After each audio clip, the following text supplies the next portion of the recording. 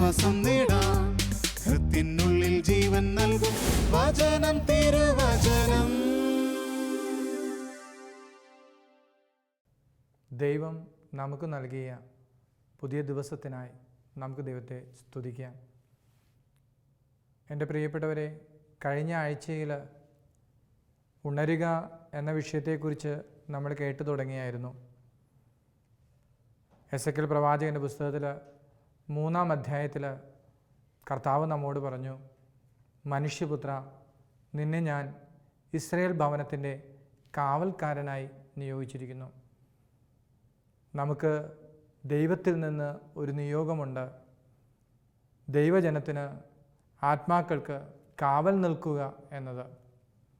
അങ്ങനെ കാവലാളാകാൻ വിളിക്കപ്പെട്ടവരുടെ ജീവിതത്തിൽ ഉണ്ടാകാൻ സാധ്യതയുള്ള പ്രലോഭനത്തെക്കുറിച്ച് കഴിഞ്ഞ ആഴ്ച നമ്മൾ പറഞ്ഞു തുടങ്ങി. അതിൽ ഒന്നാമതായിട്ട് പറഞ്ഞത് ജഡമോഹത്തിൻ്റെ ഉറക്കം, രണ്ടാമതായിട്ട് പറഞ്ഞത് അനുസരണക്കേടിൻ്റെ ഉറക്കം. ഈ ആഴ്ചയിൽ 3-ാമത്തെ ധ്യാനചിന്ത നമ്മൾ സ്വീകരിക്കുകയാണ്. 3-ാമത്തെ ഉറക്കത്തെക്കുറിച്ച് പറയുമ്പോൾ അത് അലസതയുടെ ഉറക്കമെന്ന് നമുക്ക് വിശേഷിപ്പിക്കാം. എന്താണ് അലസതയുടെ ഉറക്കത്തിൻ്റെ പ്രത്യേകത? ആരാണ് ഇത്തരമൊരു ഉറക്കത്തിലേക്ക് വഴുതി വീണത്? മറ്റാരുമല്ല, ബൈബിളിലെ ദാവീദ് തന്നെ. നാം ഇപ്രകാരമാണ് വായിക്കുന്നത്. 2 സാമുവേൽ 11-ാം അധ്യായം 1 മുതൽ 3 വരെയുള്ള വാക്യങ്ങൾ. അടുത്ത വസന്തത്തിൽ രാജാക്കന്മാർ യുദ്ധത്തിന് പോകാറുള്ള സമയത്ത് യുദ്ധത്തിന് പോകാതെ ദാവീദ് തൻ്റെ സേവകരെ യുദ്ധത്തിന് പറഞ്ഞയച്ചു. എന്നിട്ട് കിടന്നുറങ്ങി. സായാഹ്നത്തിൽ ദാവീദ് കിടക്കയിൽ നിന്ന് എഴുന്നേറ്റപ്പോൾ ഒരു കാഴ്ച കണ്ടു. ബത്ശബ കുളിക്കുന്ന ഒരു രംഗം. ആ ഒരു കാഴ്ച ദാവീദിൻ്റെ ജീവിതത്തെ മാരകമായ കെണികളിലേക്ക് എത്തിക്കുന്നത് വേദപുസ്തകത്തിൽ നമ്മൾ വായിക്കുന്നുണ്ട്. അത്തരം കെണികളിലേക്ക് ദാവീദിനെ നയിച്ചത് അലസതയാണ്. ദൈവം നമ്മെ ഒരു കാവൽക്കാരനായി നിയോഗിച്ചിട്ടുണ്ടെങ്കിൽ, ദൈവം നമ്മളെ ഏൽപ്പിച്ച സ്ഥലത്ത് നാം ശോഭിക്കണം എന്ന് ദൈവത്തിൻ്റെ പരിശുദ്ധാത്മാവ് ആഗ്രഹിക്കുന്നു. എന്നാൽ ഇന്ന് ഒത്തിരി കാവൽക്കാർ വയലിൽ അലസരായിട്ട് നിൽക്കുന്നവരാണ്. നമ്മൾ കേട്ടിട്ടുണ്ട്, അലസമായ മനസ്സ് പിശാചിൻ്റെ പണിപ്പുരയാണെന്ന്. സുവിശേഷ വയലിൽ ഒരുവൻ അലസനായി മാറിയാൽ അവൻ്റെ പ്രവർത്തന മേഖല ആത്മീയതയുടെ ശവപ്പറമ്പായി മാറും. കാരണം എന്താ? അലസത ഒരുപാട് മാരക അവസ്ഥകളിലേക്ക് നമ്മളെ വഴി നടത്തും. അതുകൊണ്ട് ദൈവം നമ്മളെ ഏൽപ്പിച്ചിരിക്കുന്നത് അലസമായ അവസ്ഥയിലേക്ക് പോകാനല്ല. ഒരു മിഷനറിക്ക് വിശ്രമം അക്കരെ നാട്ടിൽ മാത്രമാണ്. നിത്യവിശ്രമത്തിനായിട്ട് ദൈവം ക്ഷണിക്കുമ്പോഴാണ് അവൻ വിശ്രമിക്കുന്നത്. വിശുദ്ധ പൗലോസ് വാർദ്ധക്യത്തിലും ശക്തമായ വിധത്തിൽ സുവിശേഷ വേല ചെയ്ത വ്യക്തിയാണ്. അങ്ങനെ ഒത്തിരി മിഷനറി പാരമ്പര്യം നമുക്ക് വായിക്കുവാനും കാണുവാനും കേൾക്കുവാനുമൊക്കെ സാധിക്കും. അതുകൊണ്ട് പ്രിയപ്പെട്ടവരെ, ആത്മശോധന ചെയ്യാം. നമ്മൾ ദൈവത്താൽ വേർതിരിക്കപ്പെട്ടവരാണെങ്കിൽ ചെയ്യേണ്ട ഉത്തരവാദിത്തങ്ങളിൽ നിന്ന് മാറി കിടന്നുറങ്ങുക, അലസമായിട്ടിരിക്കുക, ഇതൊക്കെയാണോ നമ്മുടെ അവസ്ഥ? എങ്കിൽ ഈ മേഖലയിൽ നമ്മൾ ഉണരണമെന്ന് പരിശുദ്ധാത്മാവ് ആഗ്രഹിക്കുന്നു. അടുത്ത ഉറക്കത്തെക്കുറിച്ച് പറയുമ്പോൾ ആ ഉറക്കത്തിന് കൊടുക്കുന്ന വിശേഷണമെന്ന് പറയുന്നത് നിരാശയുടെ ഉറക്കമാണ്. ആരാണ് നിരാശയുടെ ഉറക്കത്തിലേക്ക് വഴുതി വീണത്? ബൈബിളിൽ ഏറ്റവും കൂടുതൽ തീഷ്ണതയുള്ള ഒരു പ്രവാചകൻ. അതാരാ? ഏലിയ പ്രവാചകൻ. ഒരിക്കൽ ദൈവം ഏലിയാവിനെ വിളിച്ച് ചോദിച്ചു, ഏലിയ, നീ എന്താ ചെയ്യുന്നത്? ഏലിയ പറഞ്ഞു, സൈന്യങ്ങളുടെ ദൈവമായ കർത്താവിനെ പ്രതിയുള്ള തീഷ്ണതയാൽ ഞാൻ ജ്വലിക്കുകയാണ്. കുറച്ചുകൂടി കഴിഞ്ഞപ്പോൾ വീണ്ടും അതേ ചോദ്യം തന്നെ ദൈവം ആവർത്തിക്കുന്നുണ്ട്. ഏലിയ, നീ ഇപ്പോൾ എന്ത് ചെയ്യുന്നു? ഏലിയ പറഞ്ഞു, സൈന്യങ്ങളുടെ ദൈവമായ കർത്താവിനെ പ്രതിയുള്ള അതീവ തീഷ്ണതയാൽ ഞാൻ ജ്വലിക്കുകയാണ്. തീഷ്ണതയാൽ ജ്വലിച്ചവൻ ഇപ്പോൾ അതീവ തീഷ്ണതയിൽ ജ്വലിക്കുന്നു. ഏലിയ പ്രവാചകന്റെ തീഷ്ണത, ബാലിൻ്റെ പ്രവാചകന്മാർ 300 പേരോട് ഏലിയ ഒറ്റയ്ക്ക് നിന്ന് വെല്ലുവിളി നടത്തി. എന്താ വെല്ലുവിളി? സ്വർഗത്തിൽ നിന്ന് അഗ്നി അയച്ച് പ്രാർത്ഥന കേൾക്കുന്ന ദൈവമാണ് യഥാർത്ഥ ദൈവമെന്ന്. എന്നിട്ട് ഒറ്റയ്ക്ക് പ്രാർത്ഥിച്ച് സ്വർഗത്തിൽ നിന്ന് അഗ്നി ഇറക്കിയവനാണ് ഏലിയ. 3.5 വർഷം ആകാശത്തെ തടഞ്ഞു നിർത്തിയവനാണ് ഏലിയ. 3.5 വർഷത്തിന് ശേഷം മഴ പെയ്ച്ചവനാണ് ഏലിയ. അങ്ങനെ പ്രാർത്ഥനയുടെ, തീഷ്ണതയുടെ തീവ്രമായ അനുഭവങ്ങൾ ഒത്തിരിയുള്ള പ്രവാചകൻ്റെ ജീവിതത്തിലുണ്ടായ ദുരന്തമെന്താ? പ്രിയപ്പെട്ടവരെ, ജസബൽ പറഞ്ഞു, ബാലിൻ്റെ പുരോഹിതന്മാരെ എല്ലാവരെയും കൊന്നൊടുക്കിയതുകൊണ്ട് നിന്നെ നാളെ ഒരു ദിവസമുണ്ടെങ്കിൽ നിന്നെ ഞാൻ ശരിപ്പെടുത്തും, നിന്റെ മരണം മനസ്സിൽ കണ്ടോളൂ എന്നൊക്കെയുള്ള ഭയപ്പെടുത്തുന്ന വാക്കുകൾ കേട്ടിട്ട് ഏലിയ പ്രവാചകൻ്റെ ജീവിതത്തിൽ എന്താ സംഭവിച്ചത്? 1 രാജാക്കന്മാർ 19-ാം അധ്യായം വാക്യം 5. അവൻ ഒരു വാടാമുൾ ചെടിയുടെ തണലിലിരുന്ന് മരണത്തിനായി പ്രാർത്ഥിച്ചതിന് ശേഷം ആ ചെടിയുടെ തണലിൽ കിടന്ന് ഉറങ്ങി. ഇന്നലെ അഗ്നി ഇറക്കിയവൻ, ആകാശത്തെ തടഞ്ഞു നിർത്തിയവൻ, ഒരു വ്യക്തിയുടെ ഭയപ്പെടുത്തുന്ന വാക്കുകൾക്ക് മുന്നിൽ ഉള്ള പ്രതീക്ഷയെല്ലാം നഷ്ടപ്പെട്ട് മരണത്തിനു വേണ്ടി പ്രാർത്ഥിച്ചിട്ട് ഒരു വാടാമുൾ ചെടിയുടെ ചുവട്ടിൽ കിടന്ന് ഉറങ്ങുന്ന ഏലിയാവിൻ്റെ ഉറക്കത്തിൻ്റെ പേരാ നിരാശയുടെ ഉറക്കം. ഒത്തിരി ദൈവത്താൽ തിരഞ്ഞെടുക്കപ്പെട്ടവർ നിരാശയിലേക്ക് വഴുതി വീണുകൊണ്ടിരിക്കുക. ഇന്നലകളിൽ അത്ഭുതങ്ങൾ പ്രവർത്തിച്ചവർ, യേശുവിൻ്റെ നാമത്തിൽ അടയാളങ്ങൾ ചെയ്തവർ, വലിയ വലിയ കാര്യങ്ങൾക്ക് നേതൃത്വം കൊടുത്തവർ, ചെറിയ ചെറിയ പ്രശ്നങ്ങളുടെ മുമ്പിൽ പ്രതീക്ഷ നഷ്ടപ്പെട്ട് നിരാശരായി ഇനി എനിക്ക് മുന്നോട്ട് പോകാൻ പറ്റത്തില്ല എന്ന് പറഞ്ഞുകൊണ്ട് വേദനയോടെ നിൽക്കുന്ന ഒരു രംഗം നമുക്ക് ചുറ്റുമുള്ള ലോകത്തിൽ നമുക്ക് കാണുവാനായിട്ട് സാധിക്കും. ഒരിക്കൽ ബോബിയച്ചൻ പറഞ്ഞത് കണക്ക്, ജീവിക്കാനായി ഒരു മനുഷ്യന് പ്രത്യാശയുടെ ഒരു തരി വെട്ടം മതി, പ്രതീക്ഷയുടെ ഒരു തരി വെട്ടം മതി ഒരു മനുഷ്യന് ജീവിക്കുവാനായിട്ട്.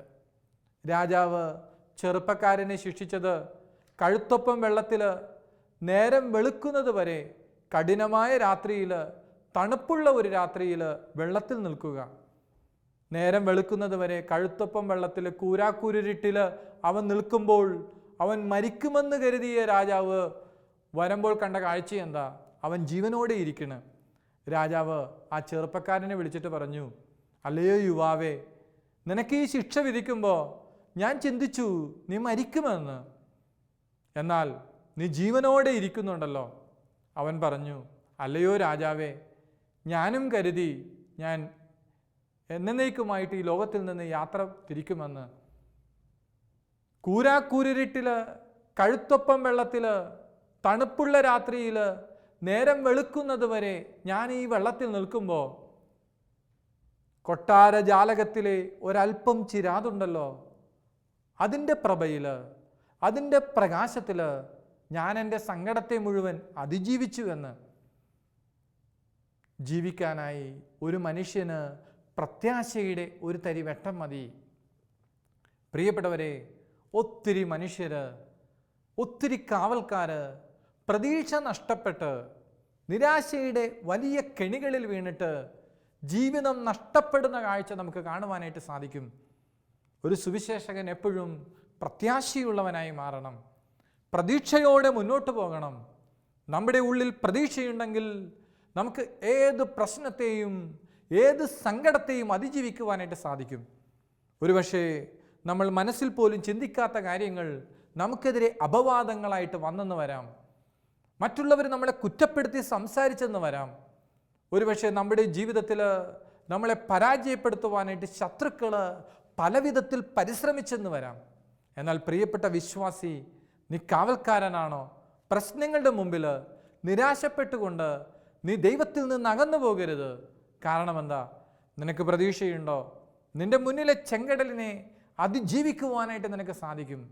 നിന്റെ ജീവിതത്തിലെ പ്രശ്നങ്ങളെ പരിഹരിക്കുവാനായിട്ട് നിനക്ക് സാധിക്കും.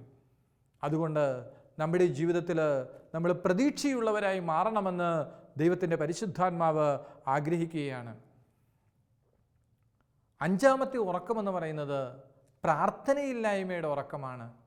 ആരാണ് ഇത്തരം ഉറക്കത്തിലേക്ക് വഴുതി വീണത്? മറ്റാരുമല്ല, ഈശോയുടെ ശിഷ്യന്മാർ തന്നെ. ഗത്സമൻ തോട്ടത്തിൽ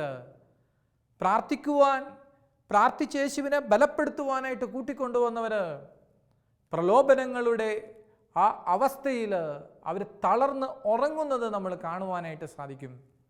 പ്രിയപ്പെട്ടവരെ, ഈശോ ആ ശിഷ്യന്മാരോട് പറഞ്ഞു, പ്രലോഭനങ്ങളിൽ അകപ്പെടാതിരിക്കുവാൻ നിങ്ങൾ ഉണർന്നിരുന്ന് പ്രാർത്ഥിക്കുവിൻ.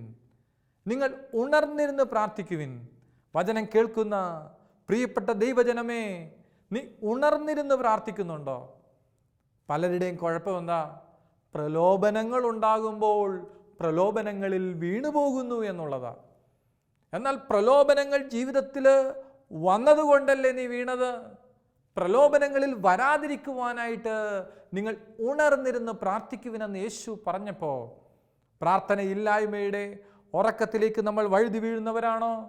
സങ്കടങ്ങളുടെ ഗദസമനിൽ യേശുവിനെ പിടിക്കുവാൻ ശത്രുക്കൾ അവർ മാരക ആയുധങ്ങളുമായിട്ട് വന്നപ്പോൾ യേശുവിനോട് ചേർന്ന് നിൽക്കേണ്ടവരെ ചിതറിയോടി. കാരണം എന്താ?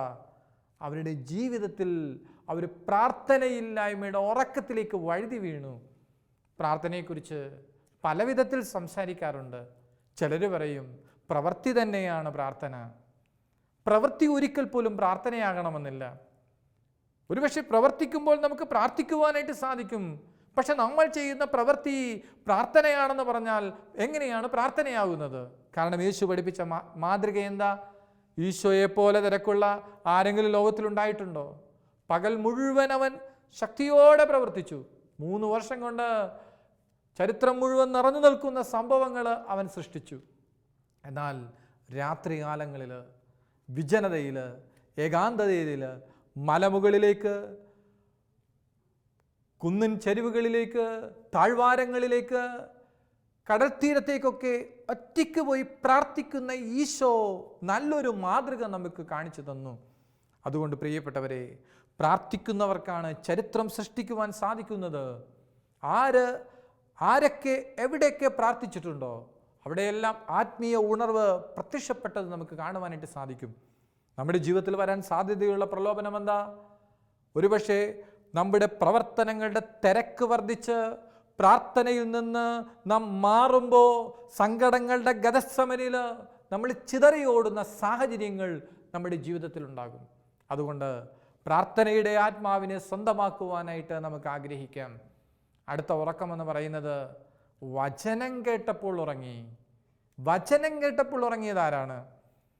അപ്പോസ്തല പ്രവർത്തനത്തിൽ നമ്മൾ കാണുന്നുണ്ട്. 20-ാം അധ്യായത്തിൽ പൗലോസ് പ്രസംഗിച്ചു കൊണ്ടിരിക്കുമ്പോൾ എവുത്തിക്കോസ് എന്ന പേരുള്ള യുവാവ് ജനൽപ്പടിയിൽ ഇരിക്കുകയായിരുന്നു. പൗലോസിൻ്റെ പ്രസംഗം ദീർഘിച്ചതിനാൽ അവൻ ഗാഠനിദ്രയിലാണ്ടു. നിദ്രാതീതനായ അവൻ 3-ാം നിലയിൽ നിന്ന് താഴെ വീണു. എൻ്റെ പ്രിയപ്പെട്ടവരെ, പൗലോസ് പ്രസംഗിച്ചു കൊണ്ടിരിക്കുമ്പോൾ ആ രാത്രി സമയം പ്രസംഗം കേൾക്കുവാനായിട്ട് എവുത്തിക്കോസ് ജനൽപ്പടിയിലിരിക്കുകയാണ്. 3-ാമത്തെ നിലയിൽ നിന്ന് വചനം കേട്ടുകൊണ്ടിരിക്കുമ്പോൾ ഉറങ്ങിയവൻ താഴെ വീണപ്പോൾ കഴുത്തൊടിഞ്ഞ് മരിച്ചു. എന്തായി ഉറക്കത്തിൻ്റെ പ്രത്യേകത? പ്രിയപ്പെട്ടവരെ, ഒത്തിരി പേര് വയലിൽ അധ്വാനിക്കുന്നുണ്ട്. പക്ഷേ കുറേ പേർക്കെങ്കിലും ദൈവവചനവുമായിട്ട് യാതൊരു ബന്ധവുമില്ല. നമ്മുടെ പ്രവർത്തനങ്ങളുടെ അടിസ്ഥാനമെന്ന് പറയുന്നത് ദൈവവചനമാണ്. വചനമെന്ന അടിസ്ഥാനത്തിന്മേൽ നമ്മൾ പണിയുമ്പോഴാണ് സഭ വളരുന്നത്. ദൈവത്തിൻ്റെ വചനത്തിൽ നമ്മൾ മുന്നോട്ട് പോവുക. ചില ആളുകൾ വേദപുസ്തകം തുറക്കുന്നത് ലോട്ടറി ടിക്കറ്റ് എടുക്കുന്നത് പോലെയാണ്. കണ്ണുകൾ അടച്ചിട്ട് പറയും, ദൈവമേ നല്ല വചനം തരണമേ. എന്നിട്ട് ബൈബിൾ തുറന്നപ്പോഴോ, നിന്റെ ദുഷ്ടത്തരത്തിന് ഞാൻ നിന്നോട് എൻ്റെ അമ്മേ എന്നും പറഞ്ഞ് ബൈബിൾ അടക്കും. എന്നിട്ട് പറയും, കുറച്ചുകൂടി നല്ല വചനം തരണമേ. എന്നിട്ട് വേദപുസ്തകം തുറന്നപ്പോഴോ യൂദാസ് തൂങ്ങി മരിക്കുന്നു. എൻ്റെ കർത്താവേ, ഒരു ചാൻസ് കൂടി നിനക്ക് തരാമെന്നും പറഞ്ഞുകൊണ്ട് വേദപുസ്തകം തുറക്കുമ്പോഴോ നീയും പോയി അതേപോലെ ചെയ്യുക. ആമേൻ. ഇങ്ങനെ പോകുന്നു വചനത്തോടുള്ള ബന്ധം. പ്രിയപ്പെട്ട വിശ്വാസി, നിന്റെ ജീവിതം പണിയേണ്ടത് ദൈവവചനമെന്ന അടിസ്ഥാനത്തിന്മേൽ ആണ്. വചനത്തോട് ബന്ധമില്ല എങ്കിൽ യൗത്തിക്കോസിനെ പോലെ നമ്മൾ മറിഞ്ഞു വീഴുന്നതിന് കാരണമായി മാറും. അതുകൊണ്ടാണല്ലോ സങ്കീർത്തനക്കാരൻ 119 സങ്കീർത്തനത്തിൽ പറഞ്ഞത്, അങ്ങേക്കെതിരെ പാപം ചെയ്യാതിരിക്കേണ്ടതിന് അങ്ങയുടെ വചനം എൻ്റെ ഹൃദയത്തിൽ സൂക്ഷിച്ചിരിക്കുന്നു. അതുകൊണ്ട് പ്രിയപ്പെട്ടവരെ, ദൈവവചനത്തോട് ഒരു തീവ്രമായ അഭിനിവേശം നമുക്ക് ഉണ്ടായിരിക്കണം. അതുകൊണ്ട് വചനത്തോട് ബന്ധമില്ലാത്ത ഒരു സുവിശേഷ പ്രവർത്തകനാണോ നീ എങ്കിൽ നീ ഒരു ഉറക്കത്തിലാണ്, വചനവുമായിട്ട് ബന്ധമില്ലാത്ത ഉറക്കത്തിലാണ്. പ്രിയപ്പെട്ടവരെ, ഈ പ്രസംഗം ചുരുക്കുമ്പോൾ നാം പറഞ്ഞത് ഒന്നുകൂടി ഓർമ്മിക്കുവാൻ ശ്രമിക്കുകയാണ്. നാം കേട്ടതെന്താ? ദൈവം നിന്നിൽ നിന്ന് ആഗ്രഹിക്കുന്നത് നീ ഉണരണമെന്നതാണ്. കാരണം നിന്നെ ഇസ്രായേൽ ഭവനത്തിൻ്റെ കാവൽക്കാരനായി നിയോഗിച്ചിരിക്കുന്നു. കാവൽക്കാരനായ നിൻ്റെ ജീവിതത്തിൽ ഉണ്ടാകാൻ സാധ്യതയുള്ള പ്രലോഭനമെന്ന് പറയുന്നത് ഉറക്കം ആണ് എങ്കിൽ, പ്രിയപ്പെട്ട മകനെ, ഈ പറഞ്ഞ ഏതെങ്കിലും ഉറക്കത്തിൽ നീ വഴുതി വീണിരിക്കുകയാണോ? സാംസനെ പോലെ ജഡമോഹത്തിൻ്റെ ഉറക്കത്തിൽ വഴുതി വീണ വ്യക്തിയാണോ നീ? യോനയെപ്പോലെ അനുസരണക്കേടിൻ്റെ ഉറക്കത്തിൽ നീ കിടക്കുകയാണോ? ദാവീദിനെ പോലെ അലസതയുടെ ഉറക്കത്തിലാണോ? യേശുവിൻ്റെ ശിഷ്യന്മാരെ പോലെ പ്രാർത്ഥനയില്ലായ്മയുടെ ഉറക്കത്തിലാണോ? ഏലിയ പ്രവാചകനെ പോലെ നിരാശയുടെ ഉറക്കത്തിലാണോ? യൗത്തിക്കോസിനെ പോലെ വചനം കേട്ടപ്പോൾ ഉറങ്ങിയ അവസ്ഥയാണോ? പ്രിയപ്പെട്ട മകനെ, ഉണരാം. കാലഘട്ടത്തിൽ നമ്മളെ ഉണർത്തുന്ന പരിശുദ്ധാത്മാവിനെ നമുക്ക് വിളിക്കാം. ഓ പ്രിയപ്പെട്ട പരിശുദ്ധാത്മാവേ, എന്നെ ഉണർത്തണമേ എന്ന് പ്രാർത്ഥിക്കുവാൻ നിങ്ങൾ തയ്യാറാണോ? ഏതൊക്കെ വിശ്വാസികൾ ഉണർവിന് വേണ്ടി പ്രാർത്ഥിച്ചിട്ടുണ്ടോ അവിടെയെല്ലാം ആത്മീയ ഉണർവ് പൊട്ടിപ്പുറപ്പെട്ടിട്ടുണ്ട്.